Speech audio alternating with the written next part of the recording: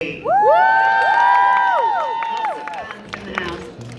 this is an ABC mockumentary, if you don't already know, you should, about a group of Philadelphia school teachers. The show follows Janine Teagues, who's an awkwardly enthusiastic second grade teacher, trying to do her best in an underpaid job in an underfunded school. Unfortunately, the principal is obsessed with TikTok. Janine's love life is hanging by a thread, and wrangling kids is a lot harder than it looks. Please welcome to the stage, creator, executive producer, and writer, and starring as Janine, Quinta Brunson.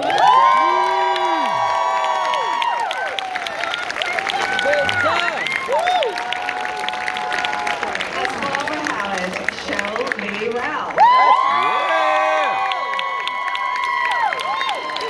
As Melissa Shamenti, Lisa Ann Walter.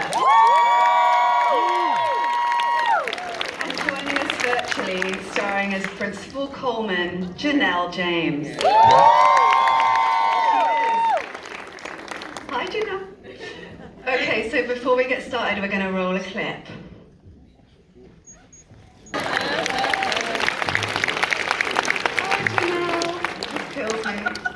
I love that clip because it really gives us a snapshot of who everyone is so perfectly, doesn't it?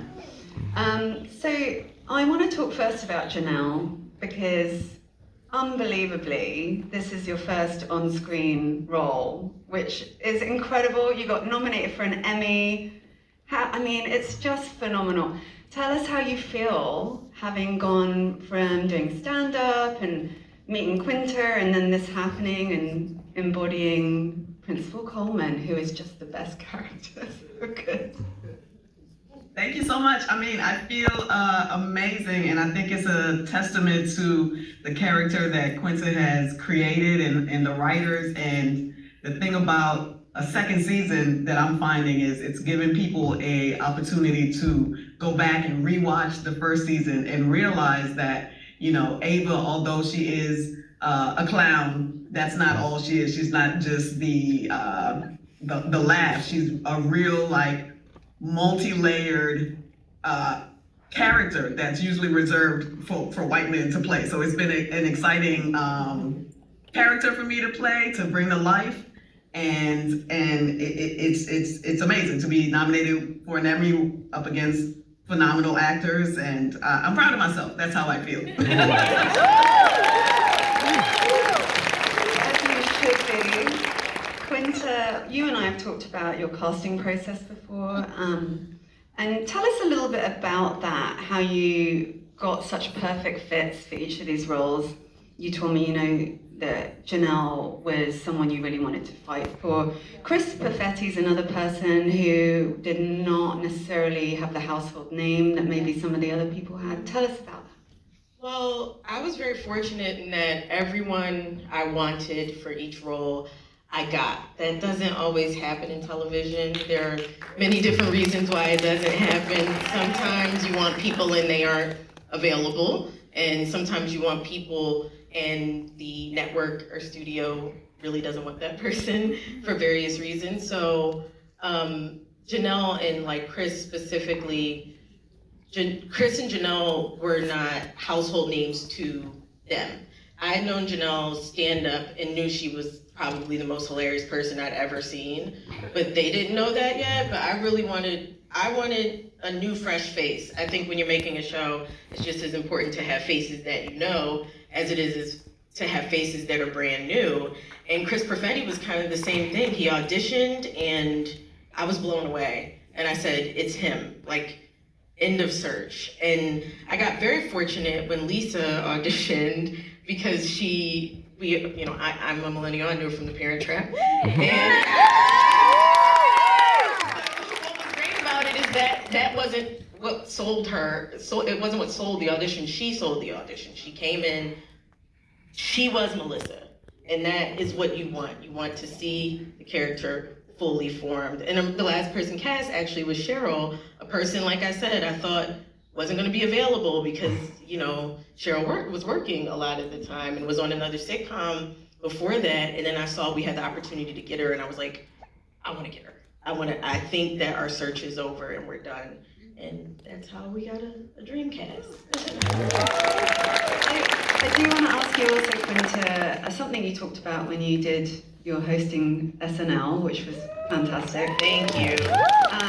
There is an important message at the heart of this show. You're addressing something that is a very real issue in terms of underappreciated, underpaid teachers that are vital. So tell us about how you had that in your mind when you started out creating this show. I didn't have it as in mind as people think I did. I know that sounds bad, but a lot of people are like, wow, you did this thing to show how underappreciated teachers are, to change the world. Not really, I just wanted to make a comedy. I really just wanted to make a good workplace comedy. And I think the best workplace comedies exist out of places where people are doing their best, right? Superstore, The Office, like these are shows where it's just people doing their best and trying their best. And I'm very happy that through our storytelling that, thanks to the mockumentary format is hyper-realistic, we get to bring attention to teachers. I'm big on intention, so that's why it's important for me to say my intention was to make a workplace comedy.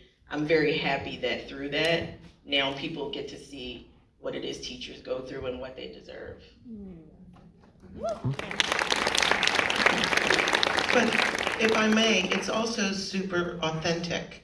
And I think that's why we have the response, not just from the teacher community, which is beautiful. I mean, we hear it everywhere and on social media, teachers saying thank you. And it's one of the most, Deadline and other critics loving it is awesome too. But teachers loving it and saying that looks like our life is incredible, and that's a testament to Quinta and the writers and the network and studio who allowed for this authentic voice in this very specific school in Philadelphia. This community allowed it to be told. Cheryl, we mentioned the Emmys a minute ago, and who could forget your acceptance speech? I think everyone.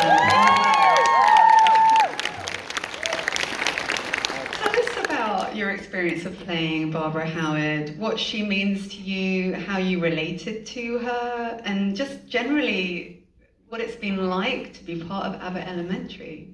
I have to tell you that after 40 years of some great work, it has taken Abbott Elementary to turn me into an overnight sensation. And I am loving it. Quinta has created the perfect character for me to bring to life, and every episode I get to fall in love with the woman that I play. And then for me to go out into the world and receive the oceans of love that I get from people who watch the show around the world. Because it's not just here. Yeah. Streaming has made a whole difference to the way people view shows. And they are viewing Abbott Elementary and Barbara Howard with some love.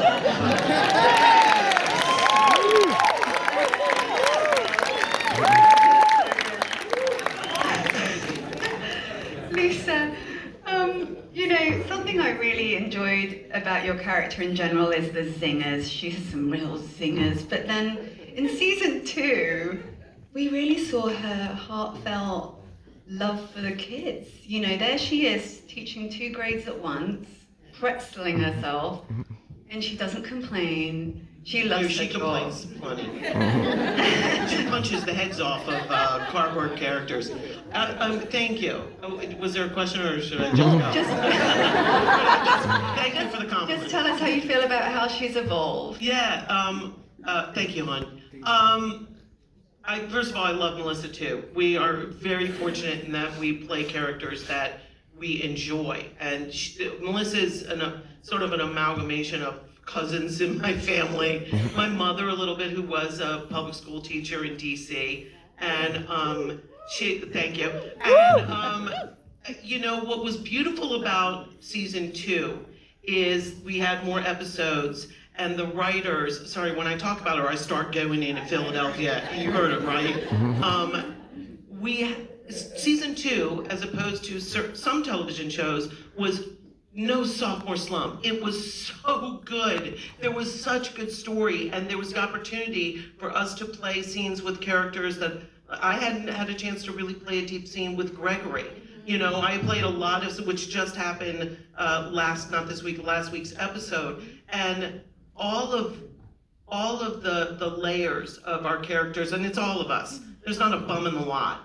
We have a really good ensemble cast, and so when we mix with each other, we just reveal more. And in this year with Melissa, what I got to experience and appreciate were some of the softer sides, because she's funny when she's super aggro, you know, when she's punching the heads and threatening people's lives. That's funny. America likes to laugh at that. But I think, but for me to be able to play readathon with the little girl and reveal a side of Melissa where she was vulnerable and why she was teased growing up and why she might have had to become tough, that was beautiful. Remember, we had to talk about that because at first you were like, I don't like, is this? And I was like, I want to show more of Melissa. I want to make sure she's fleshed out. I don't want her to just be angry, because none of us are just angry all the time, or happy all the time, or sad all the time.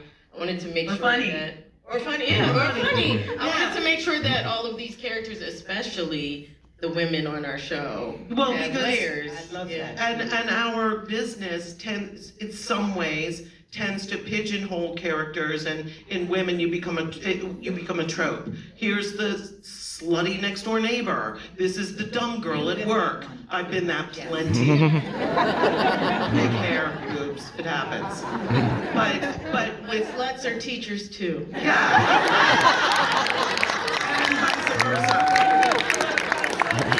Us being able to play those layers with each other, with, you know, the Barbara and Melissa, which you don't often get to see two women over 50 being besties on a TV show. You'll get one funny woman, but you know, that's new too. So it's just Intergenerational blessing. all is really quite unique. It's a wonderful thing for young women to see the fact that we can all work together. We can all be supportive to each other, even from the different places that we come from, that it can work. Yeah. And we see that. Barbara Howard, Woman of God, Melissa Schimenti, Angry Slut. Angry teacher slut. Quinta, I have to ask. Sorry. Oh, sorry, go ahead. I'm not quite hearing everything, but I wanted to talk about, I know Cheryl and Lisa talked about the teachers coming up.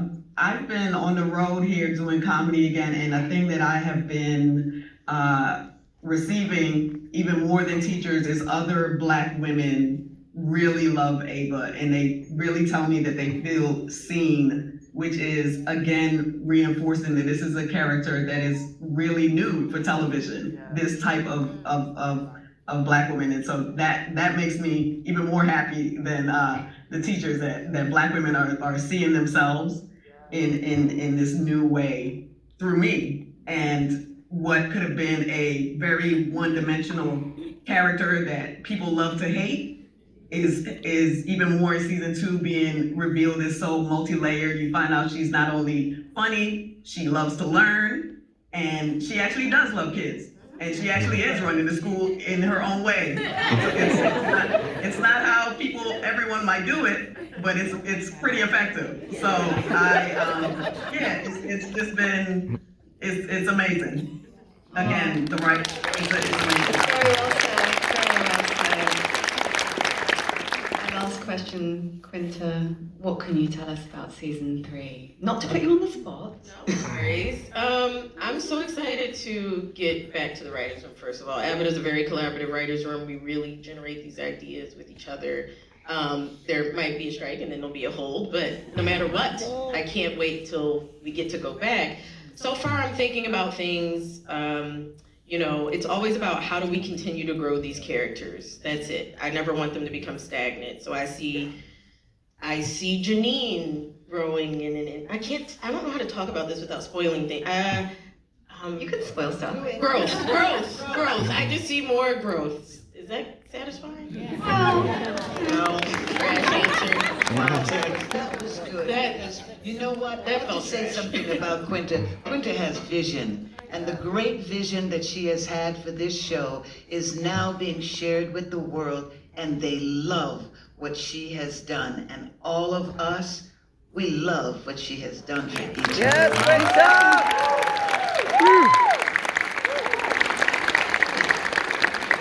Well, listen, congratulations. I can't wait to see what you do next season. And thank you. Finale this Wednesday. Yeah. It'll be good. There's some growth that happens.